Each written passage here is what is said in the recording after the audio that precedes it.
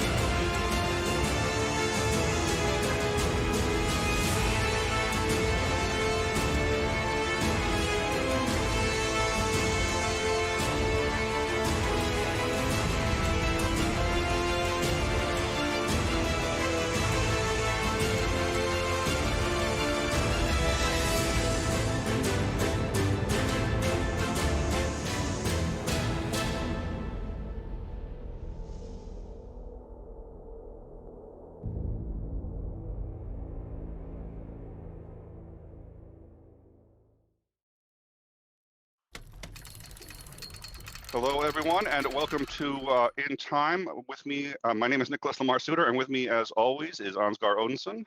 Hey, good morning. I thought we said good morning earlier, but apparently there were some technical difficulties, and I blame the Canadian behind the scenes that has no ability to control the stream, but I'm blaming him anyway.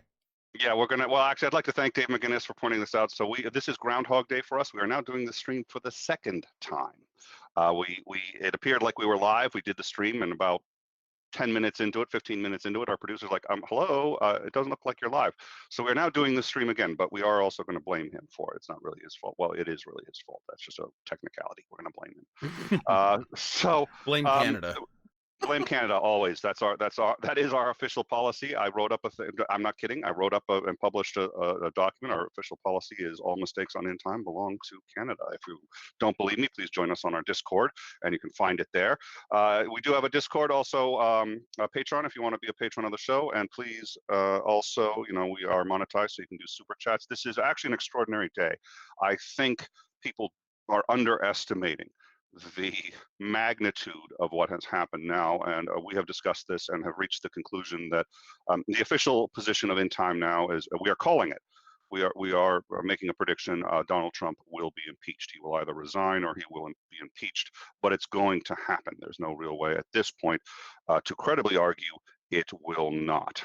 So what has happened today is the House Judiciary. We've covered this several times, and we've covered the entire process, how the impeachment works, what an impeachment is. We will cover that again, and we'll cover. I think this is going to lead to other extraordinary outcomes in a little bit. But let's start with what has happened today and what it means.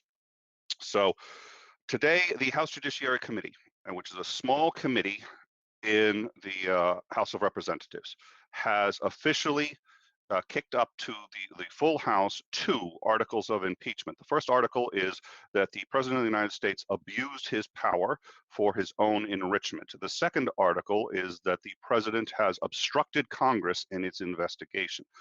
Both of these are extremely serious charges, and they have framed them in an interesting way that I think we're going to talk about to help, because we had a question that I already answered, and now I got to answer again. We had a question from the live chat about why do this? Is it possible that the impeachment is going to be successful? That's a good question. We Basically, will what get do into the it. Dems have to gain by doing this? Is what the Yeah, question was. Yeah. and I think that's a good question, and they're aware of it, and they've done some interesting things to significantly increase their chances, and we'll discuss that after we cover sort of the process and what's going to happen next. It now goes to the full House. The House is going to start discussing it this Thursday, if I recall. The House is probably going to spend no more than 2 days discussing it, and they will then vote. Because you need only a simple majority to vote, and let me look at those numbers once again, they need 188 votes in order to impeach the president at this point. They will have 233 Dems voting on this. So it's going to pass. And once it passes, the president has been impeached. Now, Ansgar had asked this question before. There's always confusion, which is, what is impeachment? Impeachment really means to have a trial. It means to go to the Senate and have the trial. It may result in a guilty verdict. It may result in not guilty. It may result in penalties and fines and removal of office. It may not. But it just means to have a trial. And impeachment is used this way, like, if you're trying to impeach a witness on the stand, that means you're basically trying to impugn their integrity. This is going to be a process, a trial to discuss the integrity of the president of the United States and whether or not he has violated that integrity to the point where he has to be removed. That's what impeachment is. Successful or not is a whole nother ball of wax.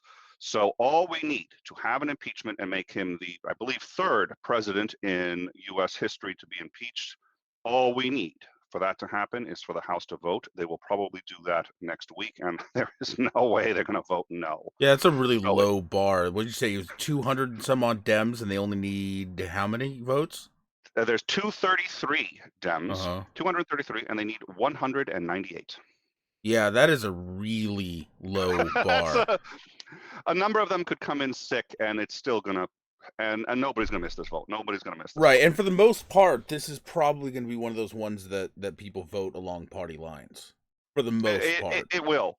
And to tell you the truth, I suspect that there are Republicans who really think he should be impeached, but it costs them nothing to support their party, at least right now. So they vote along party lines. Even if they don't want to, they vote along party lines so as to not stir the pot with their constituents at home.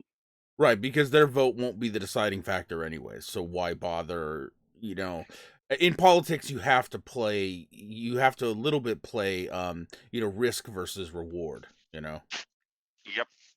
So I think you're right, Ansgar. I think it's going to be along party lines for precisely that reason. Okay. So some Yes. people think that so Titanus Uranus, how would he not be out of office? Chris says, how will he be impeached? The reps haven't moved an inch. Yeah, so impeachment, there's definitely a lot of confusion here. Yeah, impeachment is just the trial, just getting to the trial. So once we've gotten to the trial, he's technically been impeached. But what is now the question is, as was asked, what could the Dems even gain by doing this? What's the point? Because it will just, Yeah. Well, I'd like to finish. Let me finish with the process, Okay. and then we'll cover that, because I want people to understand what's going to be next. But that's there's always confusion. There was confusion. So Bill Clinton was impeached. He was impeached. What that means is there was a trial. That's all it means. They had a trial. Impeachment means to have the trial, and this is always confusing. There's always people who sort of forget. It's just a technicality, but according to the law, impeachment is to have a trial. So once the charges that start the trial are delivered to the Senate, he's impeached. It's done. There's going to be a trial. They are required by law to have the trial. He has been impeached, and the process of setting up the trial and having it starts. But the second the charges come from the House of Representatives to the Senate, he's impeached. It's done. Now, it doesn't mean the trial found him guilty. The trial may say he's not guilty and he hasn't done anything wrong, and then everybody goes back about their day.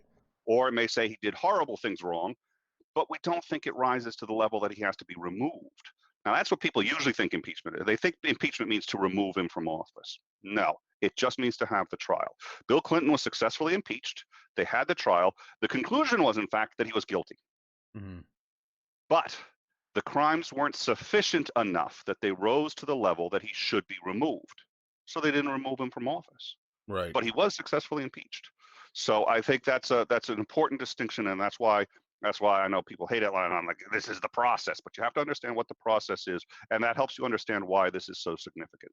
At this point, I see no credible way at which the President of the United States will not be impeached, which is to say that the very serious charges will be brought to the Senate and they will have a trial. The trial's going to be big. We're all going to be watching it.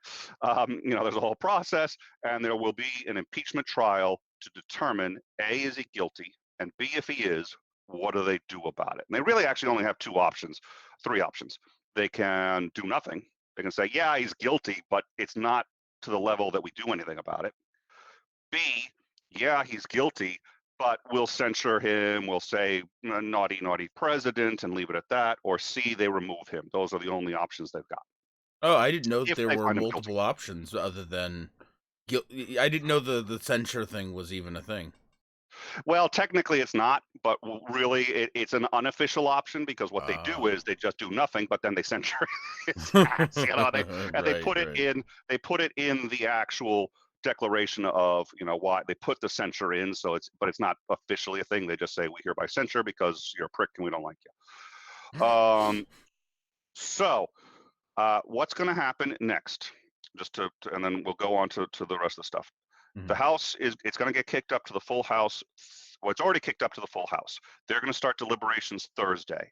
Deliberations aren't going to take more than 2 or 3 days. That means early next week they will have and sign off on, vote and pass articles of impeachment. Once those articles pass, he is impeached. The articles are hand delivered to the Senate. The Senate accepts them and then has to start a trial. They notify the president, you have been impeached. You must show up for this trial to defend yourself. Now, he doesn't have to show up in person. He sends a representative. I pray to God it's Giuliani, because I don't have enough comedy in my life.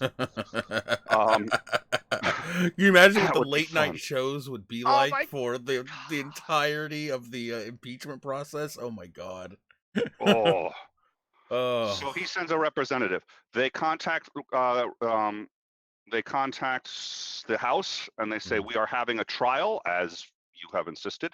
You need to send a representative. The House will be the prosecution. Okay, the House is the prosecution.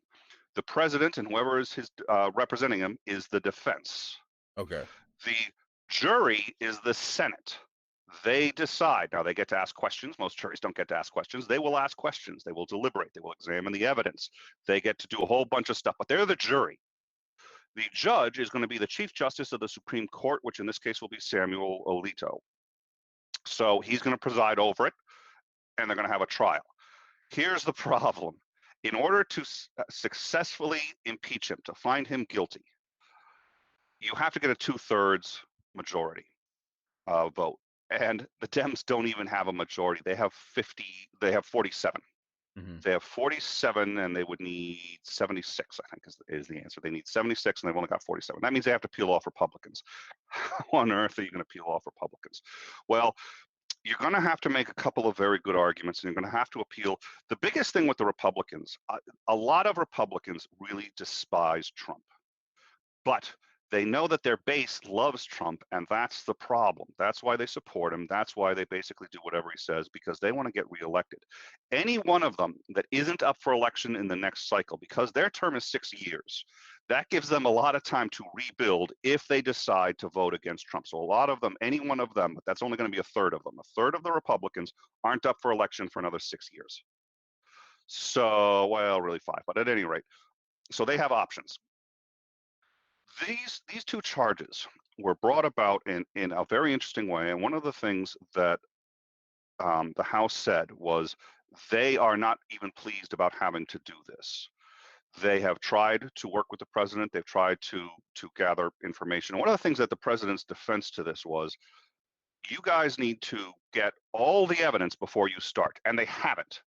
They haven't gotten all the evidence yet. There are witnesses that they've subpoenaed who have not testified. Any idea why they didn't testify? No. Because the president and the White House told them not to testify illegally in violation of a House subpoena. Oh, Sorry, really? Yes, that's where the second charge comes from. Now, this has been going through the courts, and after about 8 months, the courts said, yeah, you don't get to do that. It is now going to go up to the Supreme Court. The White House has said, well, let's wait until we hear what the Supreme Court says. Well, first of all, the Supreme Court is almost certainly going to rule against the president. The reason for this is as follows.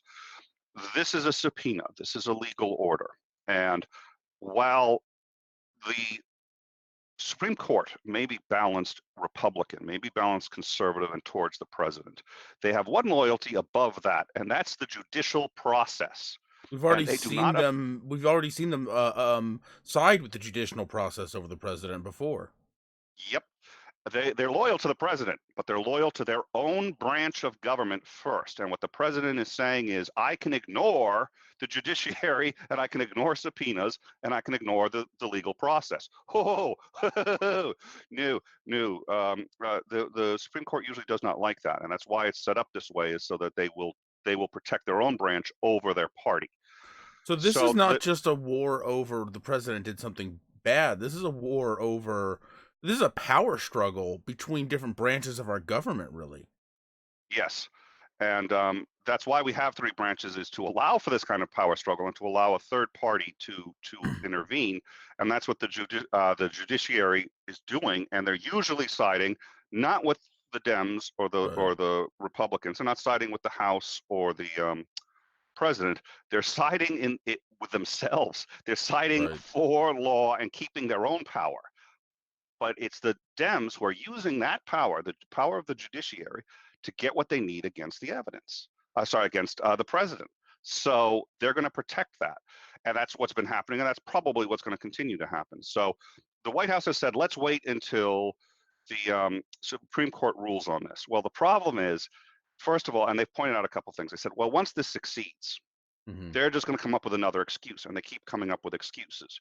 But their argument, if you listen to it, is, you guys can't go forward until you have all the evidence. But they can't get all the evidence because the White House is blocking it illegally. Right. So what their argument is, if you're going to try to impede this process, you don't get to say, well, gee, we should wait until the process finishes. It can't, because they're blocking it. They have enough evidence easily to go forward, even without these witnesses. I hope they get these witnesses, and it will be very interesting to see what happens when the Senate subpoenas the same witnesses, and you actually have a trial now. And you have the Chief Justice of the Supreme Court overseeing this. So what they framed it is this. What's been going on is a complete abuse of the entire process. It threatens the system of the republic if we don't act. Nobody wants to do this, but our first priority comes to the Constitution of the United States. They've made that very clear, and they've said that repeatedly. The reason is that's what they want the Senate to hear. That's what they want senators who are on the fence, on the Republican side, to sit there and say, what's more important to you? Your office, the base that is going to help get you elected, or the process and the integrity of the republic? That is how they're framing it. I may be a little cynical, but I understand why people think that's not going to work. I don't think it's going to work, to be quite honest. But I've seen. I'm going to be really frank here. Yeah. Other than a few choice and interesting individuals, it feels like the vast majority of politicians are entirely self-serving. Entirely I think that's self-serving. probably true. So here's what they're going to try to do. They're going to try. They only have to peel off, I forget how many, but they have to peel off about 15 Republican senators. 2 or 3 you can get automatically because they really do have integrity and they voted against Trump before. A number have started to vote against Trump in the last couple of major, and especially when it came to Syria, he got a huge rebuke on that. Yeah. And the other thing that you can do in back channels and remind them is, you're still going to be in power because it's going to go to the vice president. So even if you get rid of Trump, who is a huge problem to a lot of them, you're going to get Pence. So it's not necessarily, a huge abdication of the whole Republican Party gets kicked out of office. Hmm. So I think what they're going to try to do is use different arguments to peel off 2 or 3 different individuals in different ways. And if you add all of that up and get to 15, I think it's 15, it's going to work. And I think they've got 3 or 4 already. I think there's another 3 or 4 that are probably easily on the fence. And so the question is, how many more can you get during this process?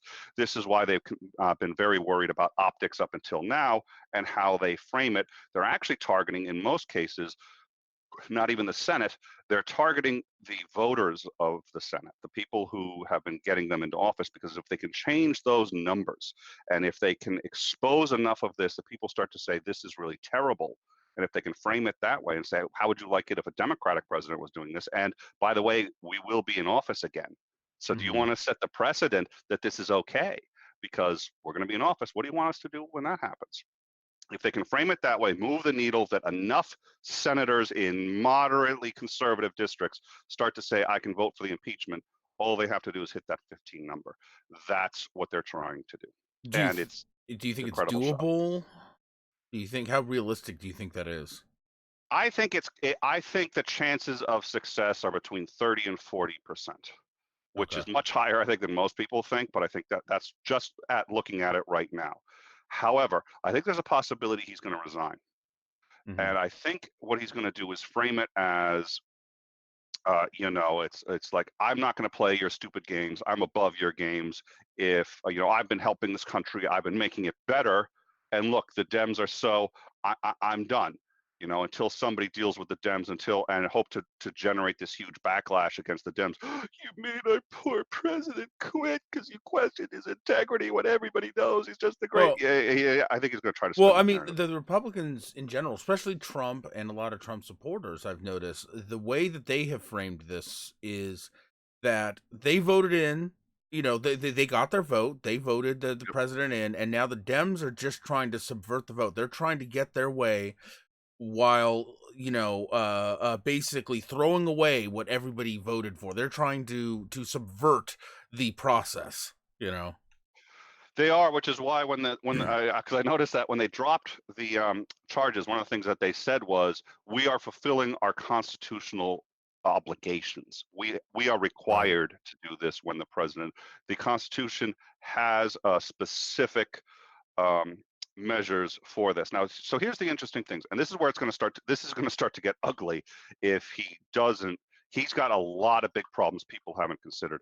I think, first of all, they're watching to see how he's going to react to this, because I think it's going to start to dawn on him just how serious this is. And I don't think he wants to go down as a president who was successfully impeached. That alone may not make him resign, but he's going to start to throw some serious temper tantrums. He's going to start throwing tantrums. And when he does that, he starts saying really stupid things. But the reality is, they've got enough to convict. In any court with an impartial jury, they'd easily have enough to convict. He admitted most of this on national television. Now, the one that the biggie is, so for the first charge, what they're claiming is that he withheld money Mhm. to the Ukrainians, which we were required to give them. We already had a deal. We were supposed to give it to them. He withheld it and said, nah, I'm not going to give it to you unless you reopen an investigation that was already closed and found nothing. Mhm. Reopen an investigation into Joe Biden's son, and then announce publicly that you're doing that. Do those 2 things, and then you'll get the money.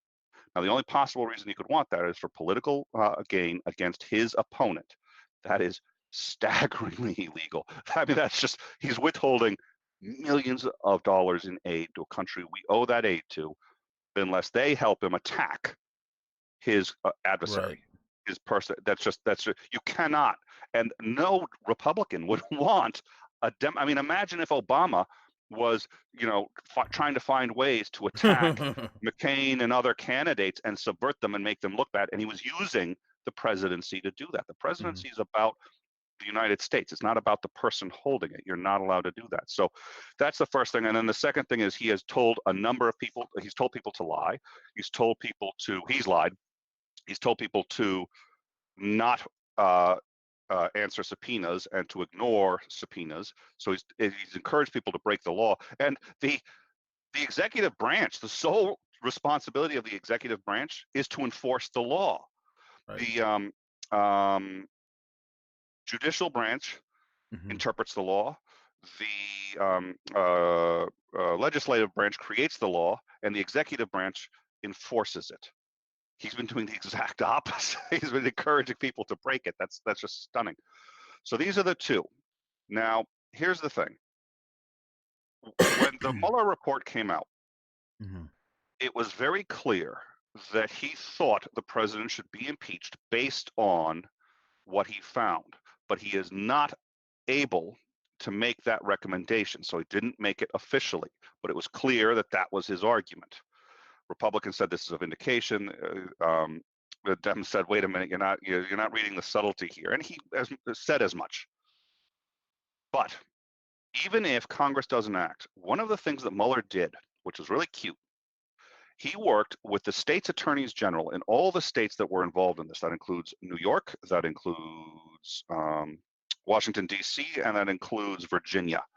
And he worked with those states' attorneys general. Now, whenever there's a crime committed, in general, depending on the kind of crime, two different bodies can prosecute that crime. The first is the state. So when it's a criminal thing, it's the state of whatever your state is versus whoever the criminal is, and the state represents the interests of the state. Has a lawyer, an attorney general, somebody like that, who prosecutes the crime and puts that person away. What has happened here is, because the second body that can do the prosecution is the federal government. They can also prosecute. And usually there's a discussion when it's a very big crime, who's going to prosecute this crime? Is it going to be the state, or is it going to be the federal government? In most cases, the federal government likes the state to do it, and the reason they like the state to do it is because they don't want to have to pay for it. They can't. They're like, look, this is a problem in your state. You guys do it.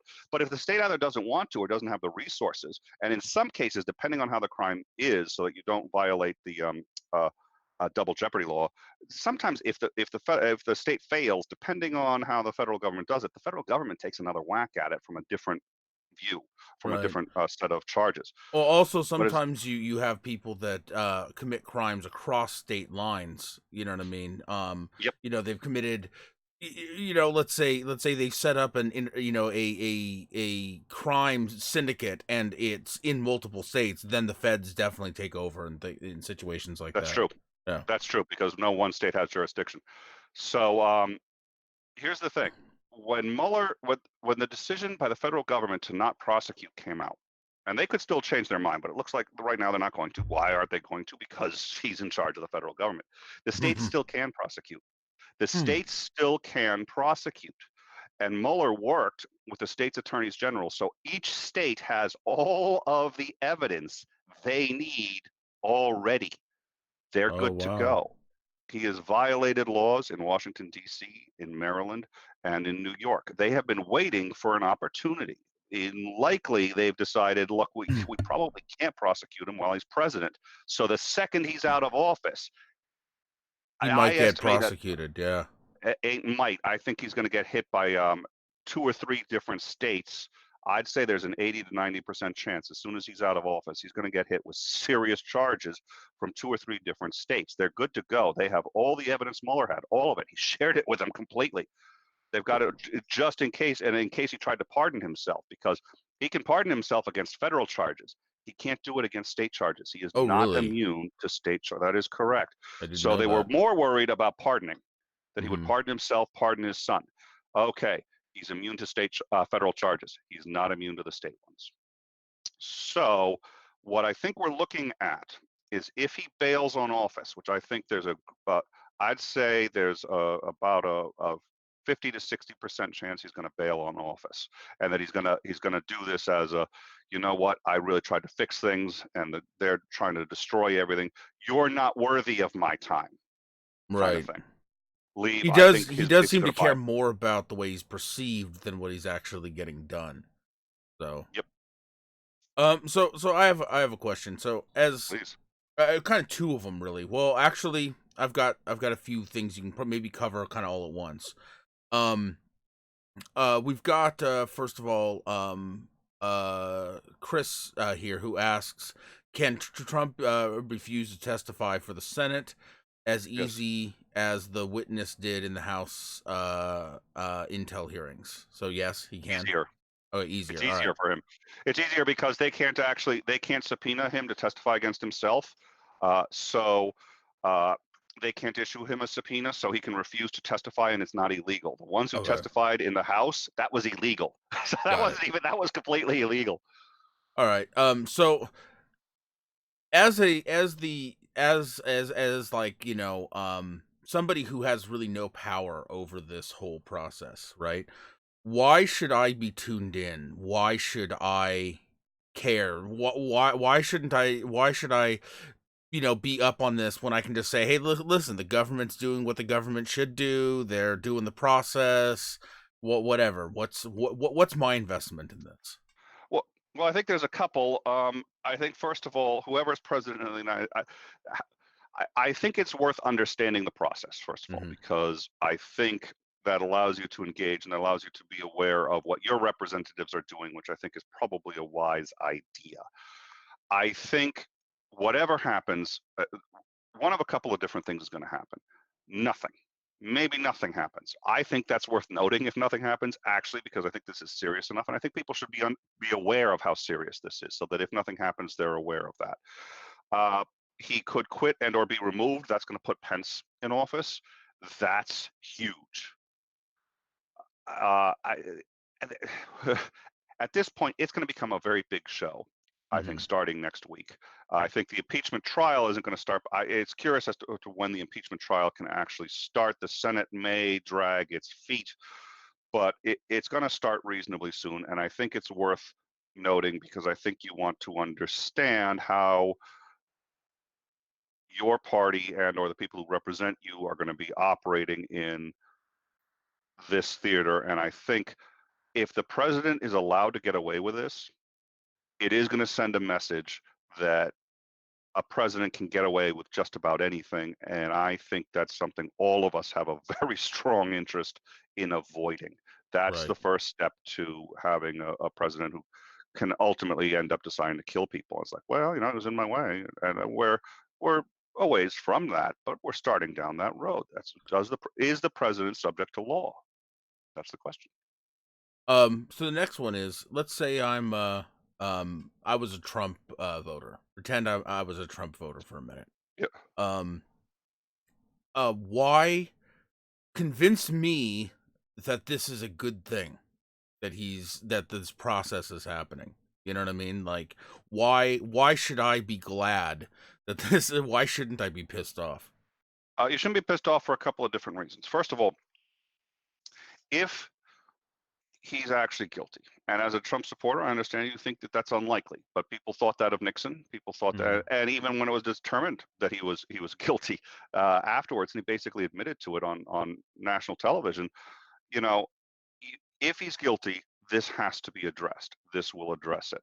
Once this is done, he can move on and do whatever he's supposed to do. If he wasn't guilty, once this is done, the Democrats have lost all their ammunition about him, and he can do his work. He can operate better once this is settled.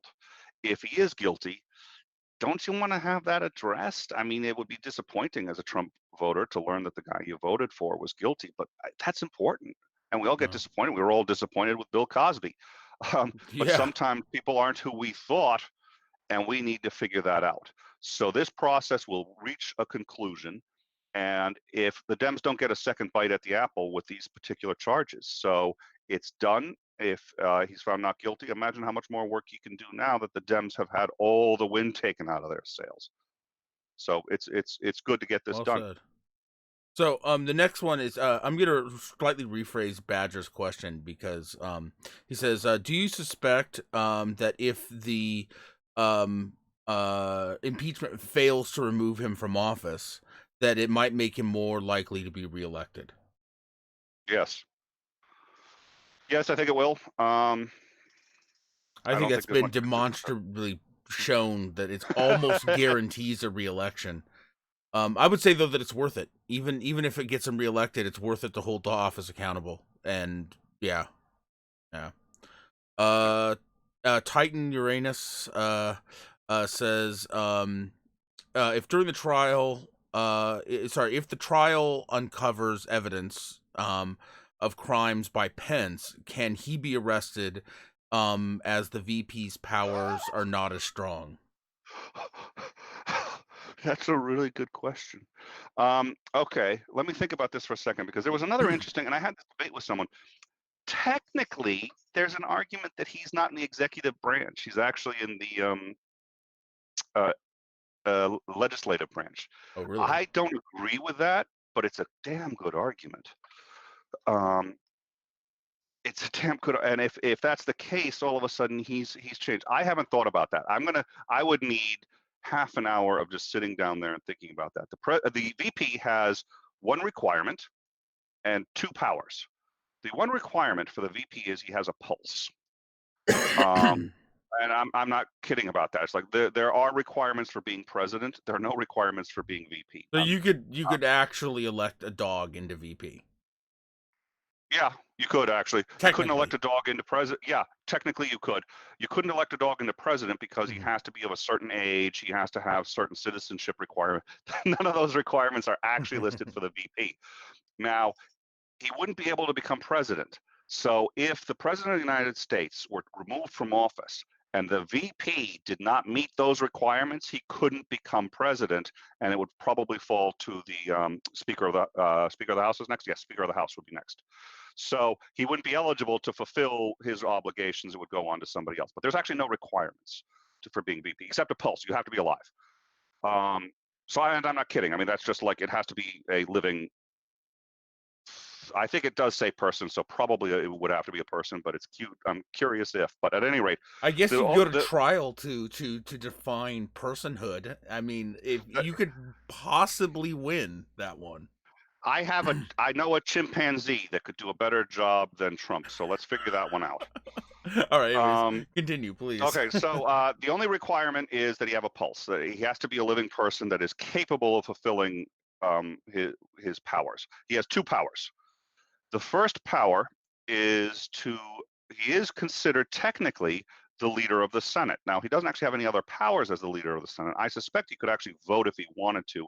In general, it's considered that he can't vote, but he can cast a vote if there's a tie, and he is the tiebreaker as the leader of the Senate. So that is his first power. His second power is if the president is incapacitated or removed, he can become president. That is his second power. He's got no other powers, no other authorities. Technically, actually, he's just a regular citizen. So when the VP gets classified information from the president, that's arguably even illegal. Now, they would have to go through the normal vetting process anyway, but the assumption of how we operate in this country is that the VP is a close advisor of the president and works with. That's not constitutional. There's nothing constitutionally that, and in the past, originally, the first VPs all hated the presidents. The VP slot went to the runner-up in an election. So when really? Obama won the first, yes, and that was, we decided to change that process because it incentivizes the assassination of the president. Because here's what happens. I can see why, Yeah. Because then if you assassinate the president, you get the guy you wanted.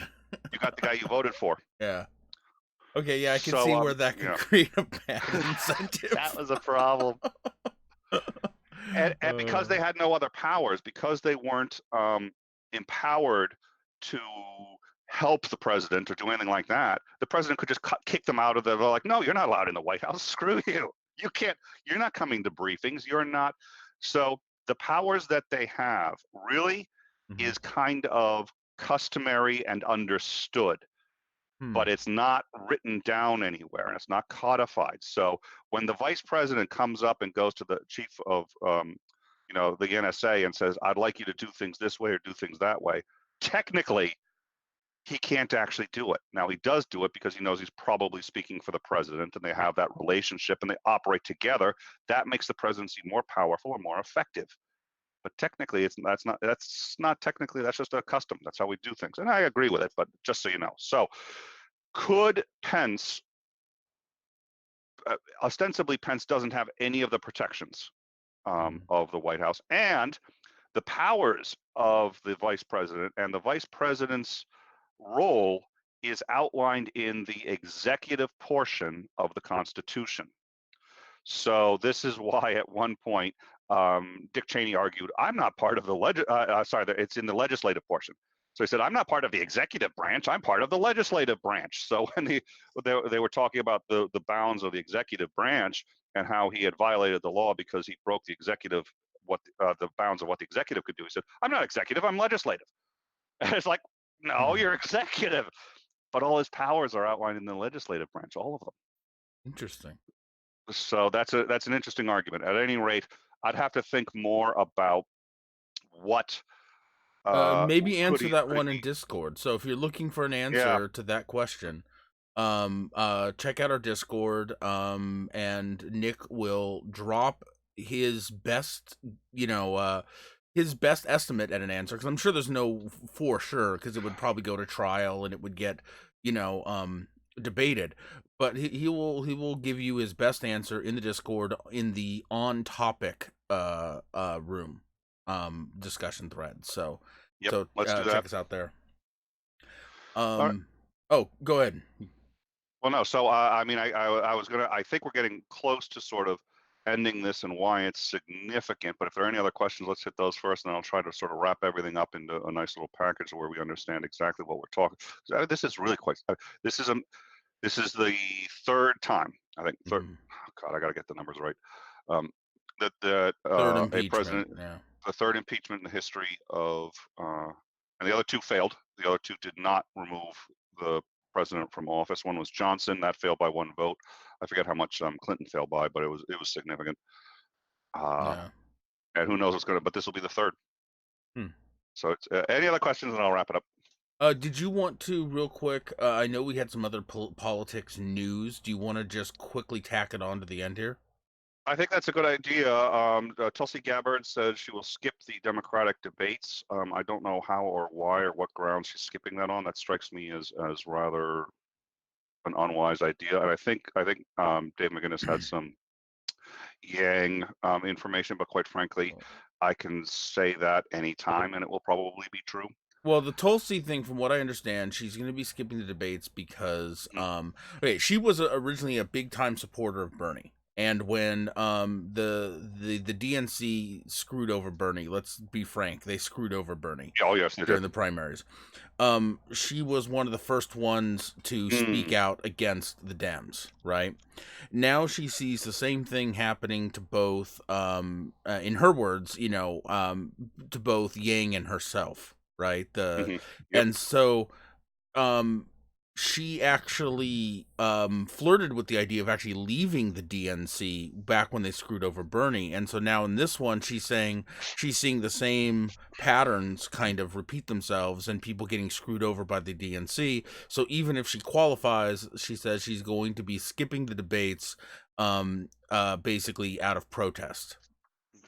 Well, and that's, you'd think the DNC would have learned. If the DNC hadn't screwed over Bernie, we'd probably have a Democratic president right now. Right. And what the thing is they're doing it again, and I worry that it is going to result in another Dem defeat. Yeah, yeah. We've had a couple of things on the live chat, and I wanted to bring this up. So the evidence that, and the Dems have said this, I think at this point, the evidence that Trump is guilty is irrefutable. Mm-hmm. He hasn't contested it. He's said he's done these things on air. There are recordings of him talking about doing these things. Giuliani, and they've been trying to subpoena the records of this, but Giuliani clearly called the budget office, the government budget office, repeatedly, and he shouldn't be doing that. He has no business there. He has no business there unless he's contacting the budget office to determine how and when these funds are. He has absolutely zero business calling the budget office. None. He's the president's personal attorney, by the way. He doesn't work for the U.S. government.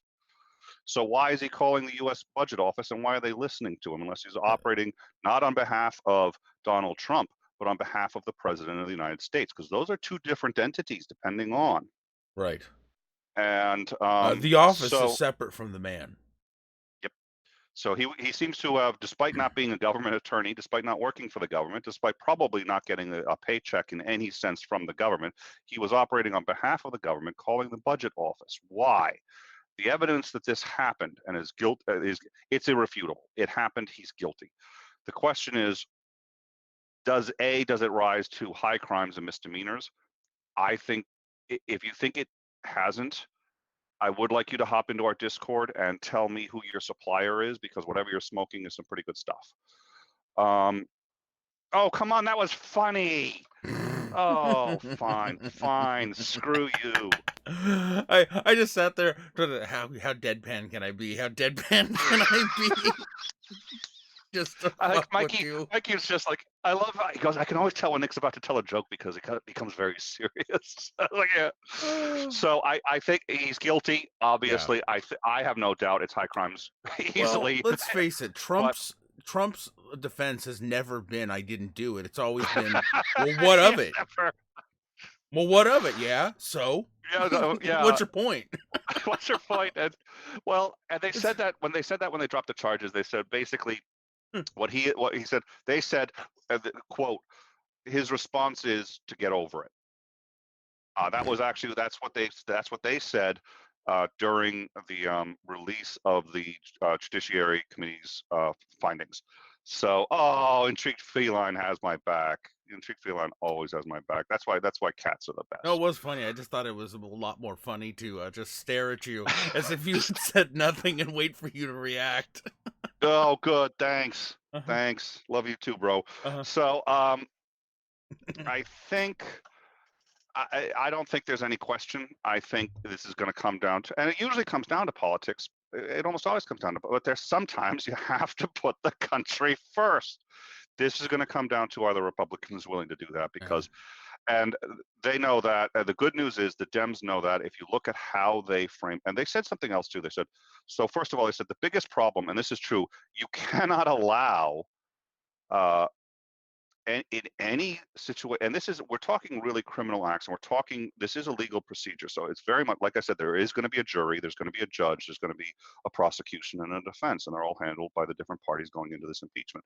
Under no set of circumstances can you allow, it's almost like when a defendant murders a witness and then says, well, you can't prosecute me because there's no witness. Well, if you're the one, and I forget, there is actually a formal name for this. There's a legal name, I've forgotten it, but if the defendant intervenes to deny the prosecution certain evidence and then uses that as a claim for why they can't be prosecuted, there's a legal term for it, and it's because of that process, you can get around a lot of legal exceptions, like or legal things like hearsay, the hearsay exception. So hearsay means, instead of a witness testifying to what they saw, somebody's testifying to what someone else told them. So, well, Dave McGinnis told me that, Ansgar did X, Y, and Z. Well, no, they want to talk to Dave McGinnis. They don't want my opinion of what Dave said, because it's hard to tell. So it's called hearsay. There's hearsay. I'm not allowed to say my opinion of what Dave did. But if you, Ansgar, make sure that Dave can't testify, and you found a way to make sure that Dave can't testify, now I can say what he said, because and there's a name for that, but if you've interfered in the process, in the legal process, and denied Dave the ability to testify and speak for himself, I am now allowed to speak for him. There's a hearsay exception for that. So, and again, I forget what that process is called, but the president has denied the witnesses that they need to, there's a name for it, and I'll figure out what that is and probably get that back in the Discord, or we'll talk about it when we next broadcast. But that kind of interference isn't allowed. It allows then for exceptions against other prohibitions, and you're all of a sudden allowed to do other things because he's messing with the integrity of the process. They have framed it that way, and it's extraordinarily serious, I think, and they're very aware of it. So they said two interesting things. They said, first of all, the president's the one who's interfering and denying us. We already have enough evidence. I mean, we have enough to convict, and he's still denying.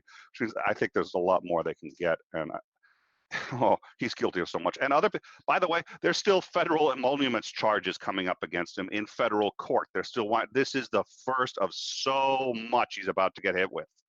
Right. Yeah, I mean, there are federal. This just started.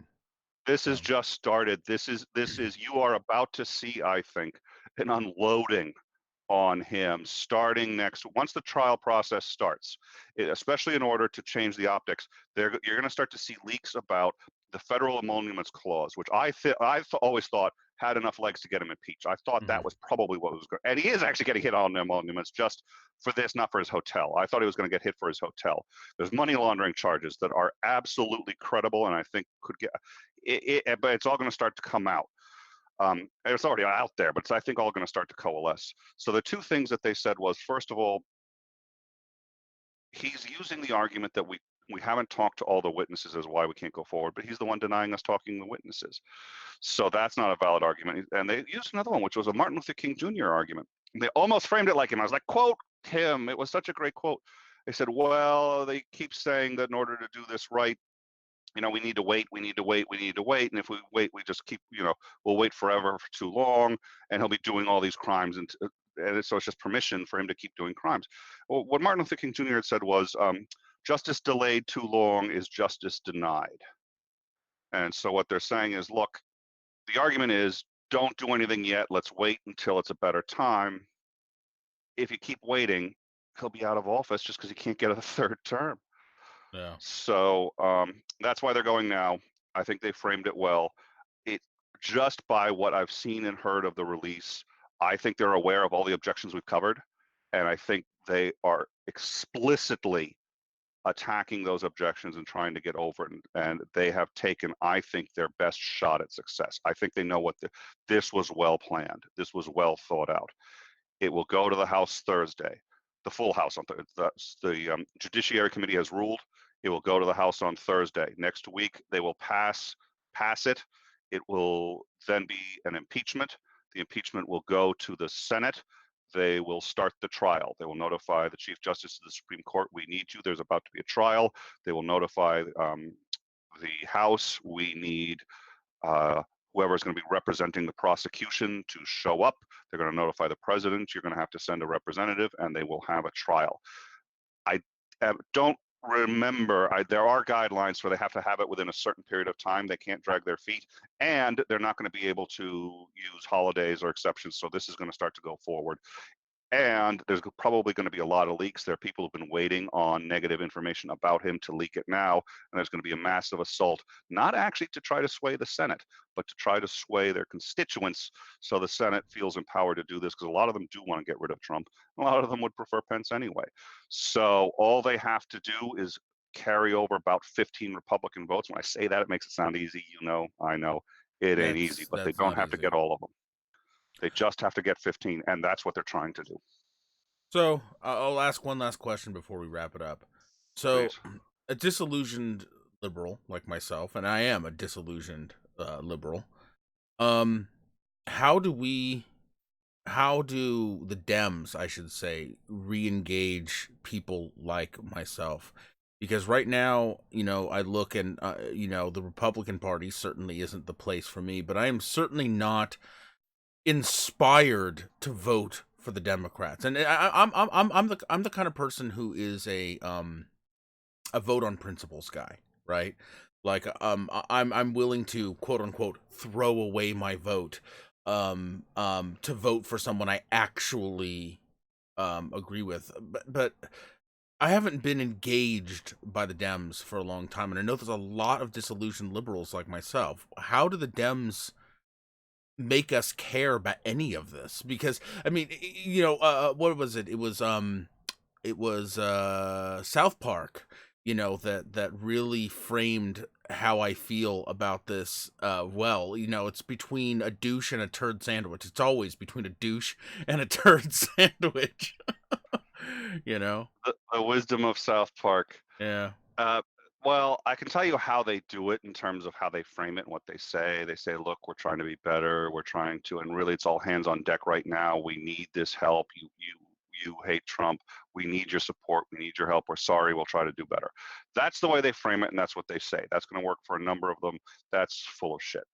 I mean, it's not a bad argument, and I agree that that's true, but that doesn't, if you're disillusioned, the way you fix this is they admit what happened with Bernie, which they've admitted, but they haven't admitted it in a sense of that it was wrong. They've admitted it in a technical sense. They say, look, we were screwing with the election, and we shouldn't have been doing that. Now, they can do that actually because it's not illegal what they were doing, because this is within the party. It's not part of the actual election process yet. He's not a candidate yet. So but they sit there and say, look, we had candidates we preferred, and we let that influence our judgment, and that undermined the process. And they admit that that cost them the election.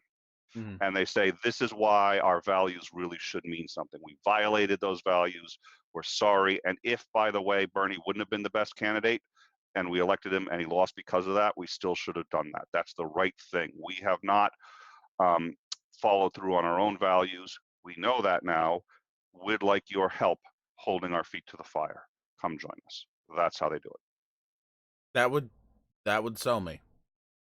And At they have least, to follow through with it. right. They'd It have to would. keep It doing. would. They have to follow. They have to follow Yeah. through. But that's what they actually have to do. So what they can say if they don't give a shit, which is unfortunately I think probably the case, is the first one.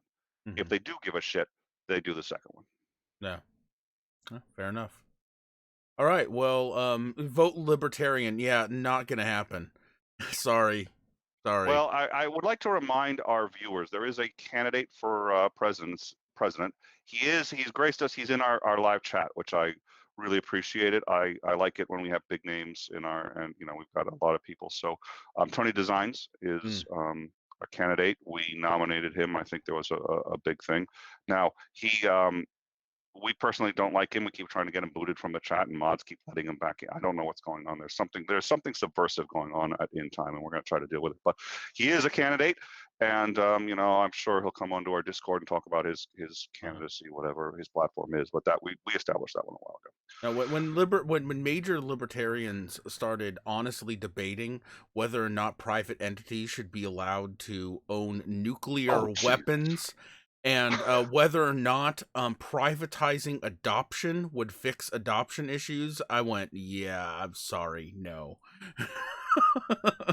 If those are going to be libertarian talking points, I'm out. Sounds like you're trying to create a cyberpunk future. All right. Well, I do you have anything else to add? I do. I have a couple of quick announcements. Today is a regularly scheduled show day, so is tomorrow. However, there are a couple of large things we are working on that may delay today's show. So keep in touch. We will try to do our normal show at 1, Yeah. but this has pushed us off. Sorry, at 2 p.m. We have a normal show today at 2 p.m. I'm hoping we can do it, but I think right now that's probably a 50-50. Got a show tomorrow, and we have some excellent shows already planned for next week. So we look forward to staying in touch, and we will get to you guys as quickly as possible as to what the rest of the schedule is for this week. But until then, thank you very much for joining us for this breaking news.